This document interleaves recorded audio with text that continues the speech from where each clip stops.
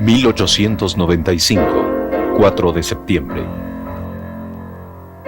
Un ejército de indios, sembradores, artesanos y conciertos entraba victorioso en Quito, la capital del gobierno conservador. Con Alfaro no solo subieron los sueños de los pobres, las esperanzas de los trabajadores. Con él llegaba al poder un grupo de poderosas familias dedicadas a la exportación del cacao, sus banqueros y los comerciantes que les abastecían de productos extranjeros. El pueblo los llamaba los Gran Cacao. Buscando apoyo para sus reformas, Alfaro logra dictar ciertas leyes en favor de los campesinos y apoya la organización de los trabajadores de las ciudades. Un sastre amigo suyo, antiguo internacionalista cubano, sería el encargado. Su nombre, Miguel de Alburquerque. Desde tiempos de la colonia, los trabajadores habían dejado su vida en talleres y en obrajes. La jornada duraba hasta 16 horas y el pago era el látigo y el hambre. Buscando alguna protección, los artesanos se habían organizado en hermandades y cofradías religiosas. Las mutuales y los gremios tomaron el lugar de las hermandades durante la República. Funcionaban bajo el control de la Iglesia y de la policía y servían para reunir un fondo común que ayudaba a los trabajadores en los frecuentes casos de despido, de enfermedad o de muerte. Desde 1878, cuando se habían fundado las sociedades de artesanos amantes del progreso, la de hijos del trabajo, las de tipógrafos, vivanderos, panaderos, abastecedores de mercado, peluqueros y otras, empezó la organización de los artesanos y obreros del país. En 1905, el sastre Alburquerque agrupa a las 8 sociedades en la Confederación Obrera del Guayas. Y en 1908, la Sociedad de Cacahueros, dirigida por Tomás Briones, reúne a los trabajadores de la principal riqueza del país, el cacao. Se trata de una organización nueva, avanzada, distinta. Su objetivo ya no sería recaudar fondos para los desvalidos, sino reclamar los derechos de los trabajadores oprimidos. Sus pedidos: derecho a la organización de los trabajadores, igualdad del hombre y la mujer ante el trabajo, jornada de 8 horas. Su lema: pan, libertad, amor y ciencia. Los intereses de las poderosas familias cacaoteras y los derechos del pueblo eran irreconciliables. Para los exportadores costeños, sus enemigos ya no eran los hacendados serranos.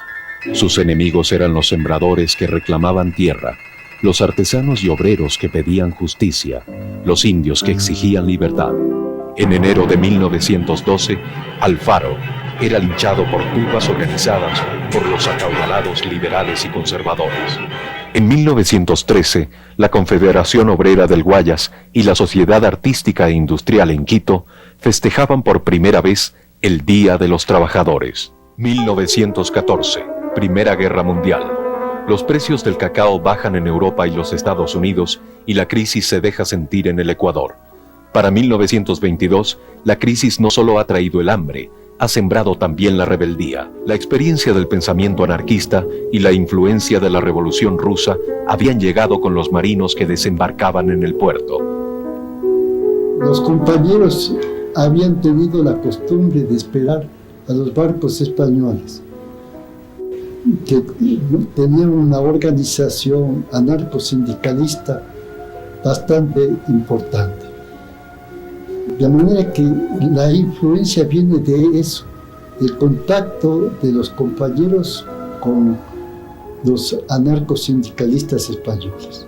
A su vez, los compañeros españoles nos ponían en contacto con los compañeros anarcosindicalistas del Perú, de Chile, de Buenos Aires.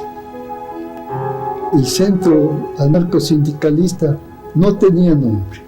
Simplemente se le conocía como Centro Anarcosindicalista. Nosotros íbamos a las barras de la Confederación Obrera del Guayas con el objeto de estimular cualquier manifestación de rebeldía. Esta organización era en cierto modo conservadora, mutualista. Pero nosotros hacíamos barra para fomentar la protesta y la organización de las masas. 15 de octubre, se funda la Federación de Trabajadores Regional Ecuatoriana. El hecho de la organización de la Federación Regional de Trabajadores se dio como un resultado de la preparación que hacíamos con las diversas organizaciones. 19 de octubre, obreros ferroviarios declaran la huelga a la empresa norteamericana Guayaquil and Quito Railway Company. Después del movimiento de los ferroviarios, ya vino pues el movimiento de los trabajadores, que había ya hambre y necesidad en esa época, hermano, ya había hambre y necesidad. El gremio de motoristas y conductores de la empresa eléctrica trabajaban de 5 de la mañana a 11 de la noche. El salario de los cobradores 1.20 y el de los motoristas 1.50. Entonces, reunidos, dirigidos por la gran Federación Regional de Trabajadores y la gremial del astillero, elevaron un pliego de peticiones, pero este pliego de peticiones fue negado. 9 de noviembre, los trabajadores eléctricos y los conductores de carros urbanos se suman en la protesta. A lo largo del día, la Federación de Trabajadores Regional Ecuatoriana, 5 asociaciones y 14 fábricas del barrio del Astillero pliegan también al movimiento. Yo tenía una conciencia completamente bien clara de lo que íbamos a hacer. Iba yo aprendiendo ahí, aprendiendo a hablar también, aprendiendo a la lucha de clases, a la lucha contra el capitalismo. 13 de noviembre, la huelga se transforma en un levantamiento popular. El pueblo se toma la ciudad. Mr. Godin, cónsul norteamericano en Guayaquil, informaría al Departamento de Estado. El peor levantamiento socialista ha tenido lugar en el Ecuador.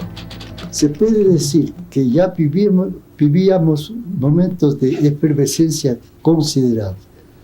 Muchas veces organizábamos un gremio, un sindicato, y al mismo tiempo teníamos que hacer el pliego de peticiones para que se mejoren las condiciones de salario, de trabajo y de vida.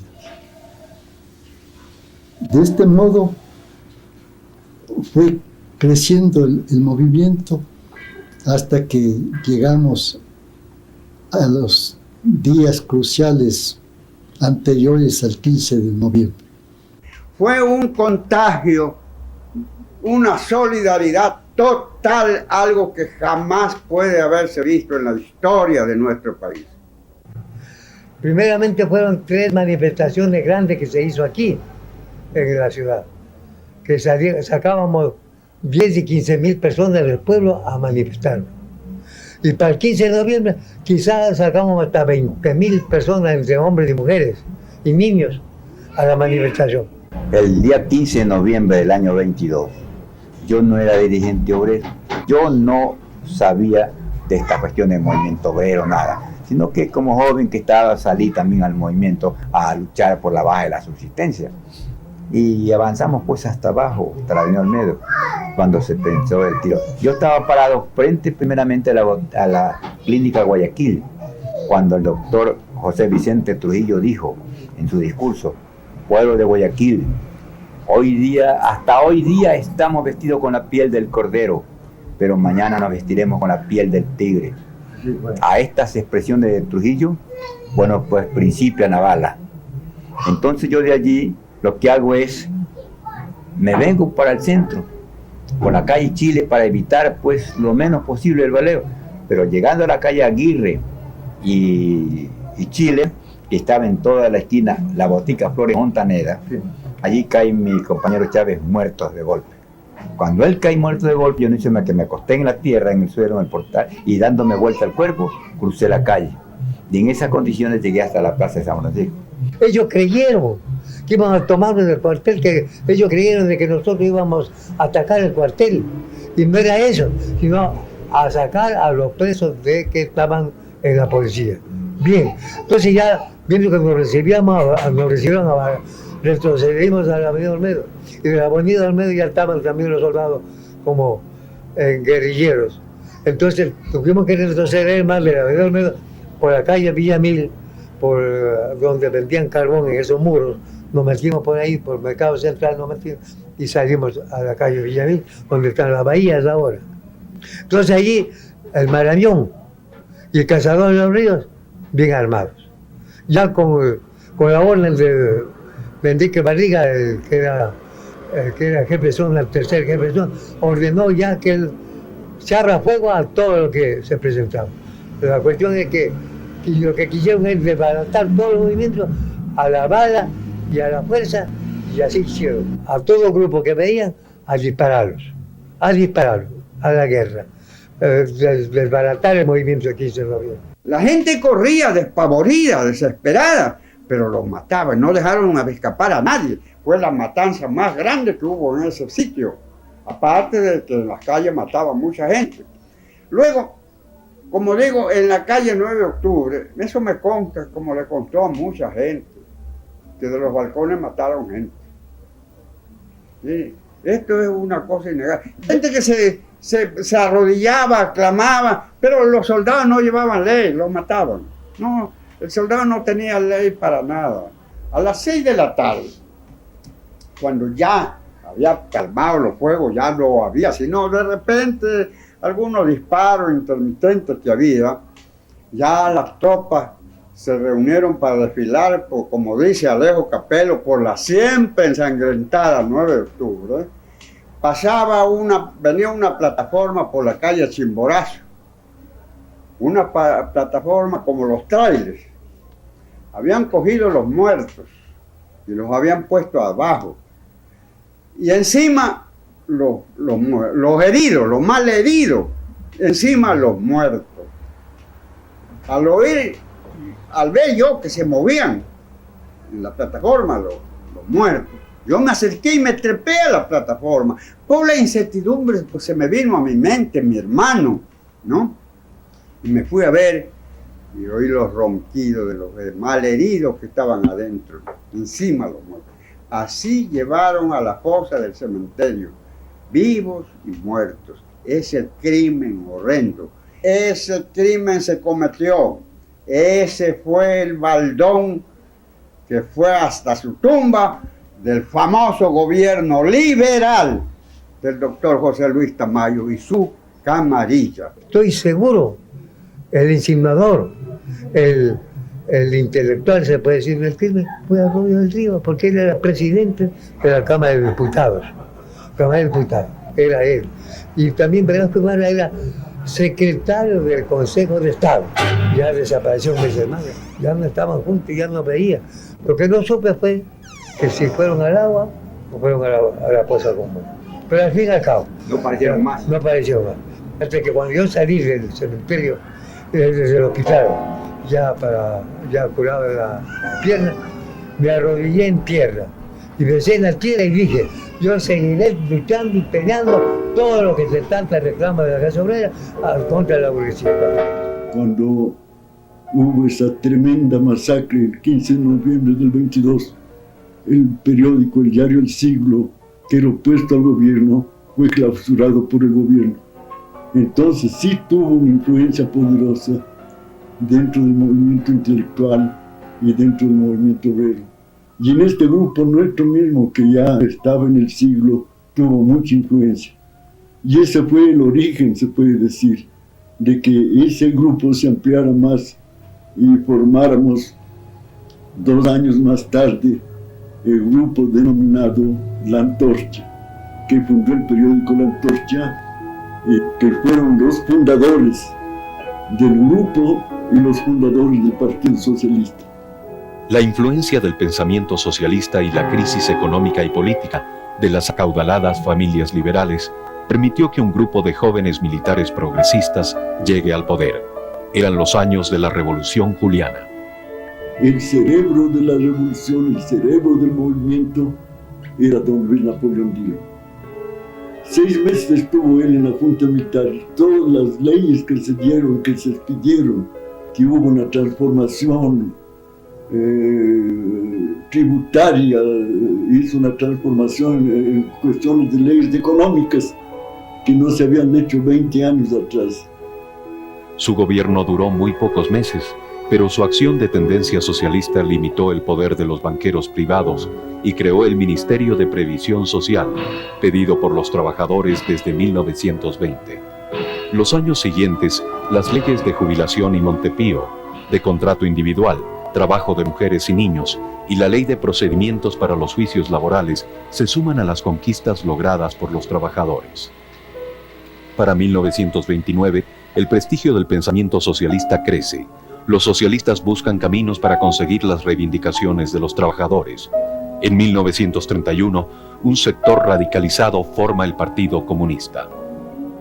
Principió a organizar el movimiento sindical en la estación, donde era el centro fundamental, diríamos entonces, de todas maneras, de la clase obrera. Se había establecido ya la Internacional, los ferroviarios y otras empresas más de carácter industrial. Entonces el objetivo fue crear eso. En 1934 se produce la huelga de los trabajadores de la Internacional. Esto condujo pues a que diera un impulso en cierta manera al movimiento obrero. En 1935 una intensa agitación remece las fábricas y las minas. Textiles, tranviarios, eléctricos, barrenderos, mineros, panaderos y campesinos se lanzan a la lucha. Su acción exige el fin del maltrato en las fábricas, pide estabilidad, contrato colectivo y cumplimiento de las leyes laborales. La fuerza del Tercer Congreso Nacional de Trabajadores y el pensamiento del general Alberto Enríquez Gallo consiguen la promulgación del Código del Trabajo. Se habían necesitado 2.000 muertos y más de 60 años para lograrlo. Este mismo año se funda la primera central de trabajadores, la CEDOC, inspirada en la doctrina social de la Iglesia. Julio de 1941, el ejército peruano invade al Ecuador. Las tropas ecuatorianas se baten en retirada. En enero de 1942, el Ecuador es obligado a firmar el Protocolo de Río de Janeiro, perdiendo una enorme extensión de su territorio. Una ola de rabia sacude a la nación. El pueblo señala con el dedo a los culpables. El presidente Carlos Arroyo del Río, los partidos liberal y conservador. Asediado, Arroyo recurre al medio que utilizó siempre para mantenerse en el poder, la represión. El pueblo responde uniéndose. El Frente Popular contra el Fascismo, el Comité Nacional de Trabajadores, socialistas, comunistas, conservadores y liberales disidentes confluyen en la Alianza Democrática Ecuatoriana. Se organizó ya Alianza Democrática por una serie de circunstancias políticas de carácter internacional que sucedían en el Ecuador, como fue el Tratado del Río de Janeiro. Y dada la situación de persecución que hacía Arroyo del Río al movimiento obrero, la dificultad que existía, la falta de garantías para poder, diríamos, organizar el movimiento obrero, tuvo que la Alianza Democrática, en el Partido Comunista en la Alianza Democrática, plantear la necesidad de ampliar la democracia en el país, especialmente en lo que se debe a la organización de los trabajadores de la clase obrera. En 1944, la Alianza Democrática propone la candidatura de José María Velasco Ibarra para la presidencia de la República.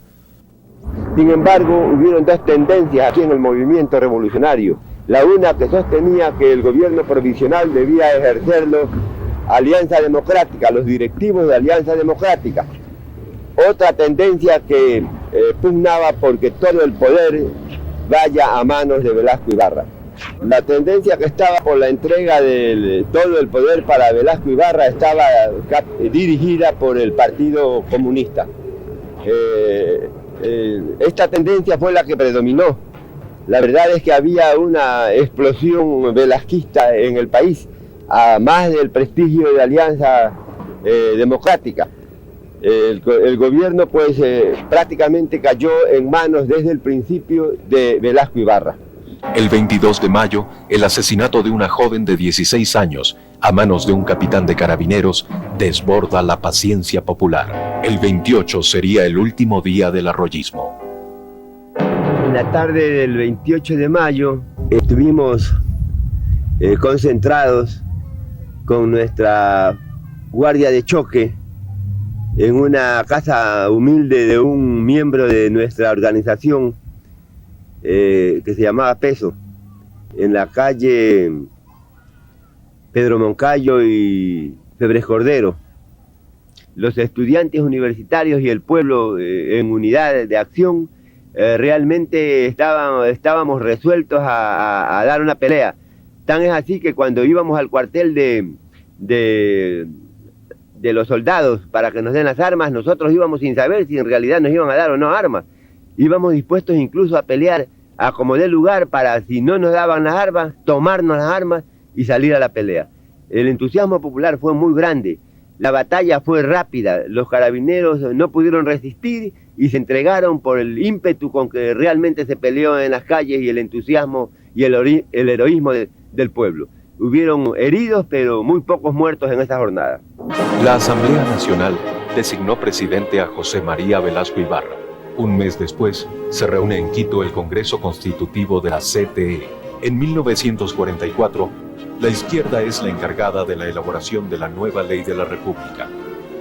La constitución más importante, no solo en el momento en que fue hecha esa constitución, sino hasta ahora, es la constitución del 44-45. Y esa es la que tuvo preeminencia, porque es una constitución tan bien hecha que ha ayudado mucho a la clase trabajadora en el sentido de que había una disposición en que en todos los organismos del Estado debía existir un trabajador, un representante de los trabajadores. Antes había el Consejo de Estado, fue sustituido por el Tribunal de Garantías Constitucionales. Ahí estaba la clase trabajadora.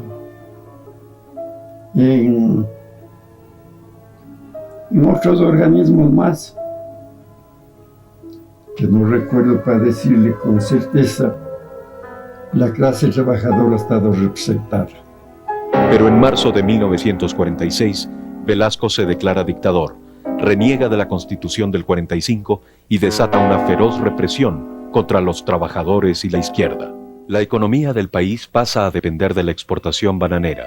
Miles de campesinos van a la costa en busca de empleo mejor remunerado. Pocos lo consiguen. La mayoría va a extender los suburbios de las grandes ciudades. 1959, 2 y 3 de junio. Se vuelven a manchar de sangre las calles de Guayaquil. La causa, las protestas motivadas por el hambre que provoca la baja de la exportación bananera.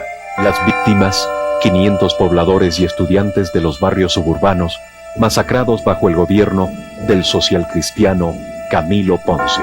1962, nace una tercera central sindical, la CEOSL. En esta década, los movimientos campesino y estudiantil lideran las luchas populares.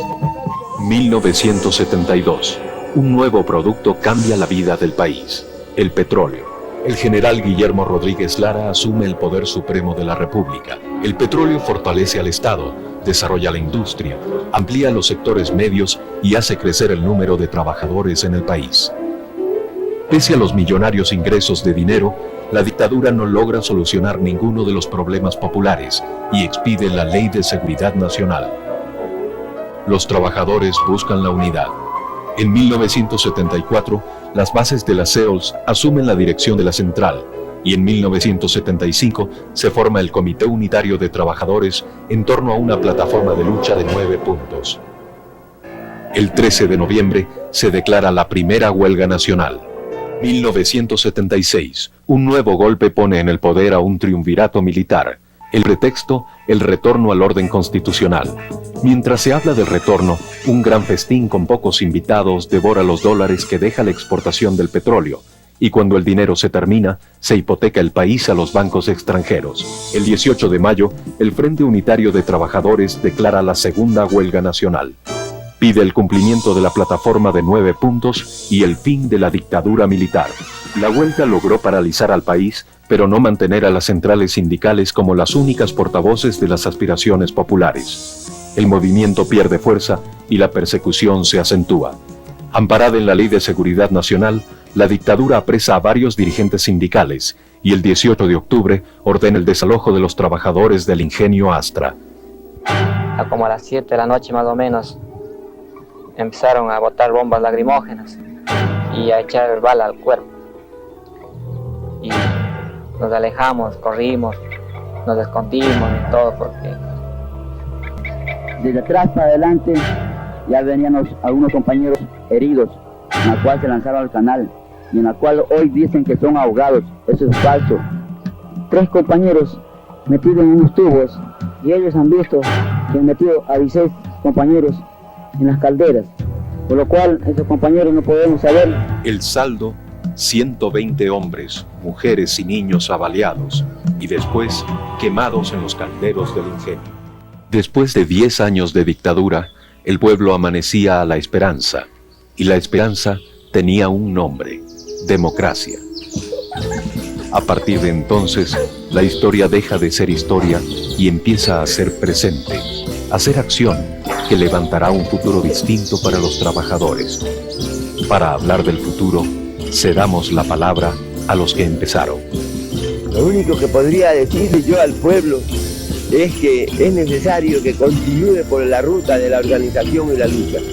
No es posible una lucha correcta sin una organización férrea. No es posible tampoco organizar a las masas sin una lucha en defensa de sus intereses.